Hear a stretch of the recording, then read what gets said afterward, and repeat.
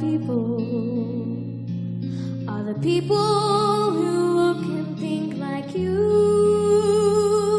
But if you walk the footsteps of a stranger, you'll learn things you never knew, you never knew.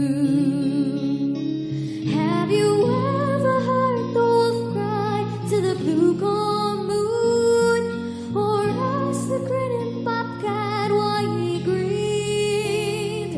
Can you sing with all the voices on the mountain? Can you paint with all the colors of the wind? Can you paint with all the colors of the wind? How high does the sycamore grow?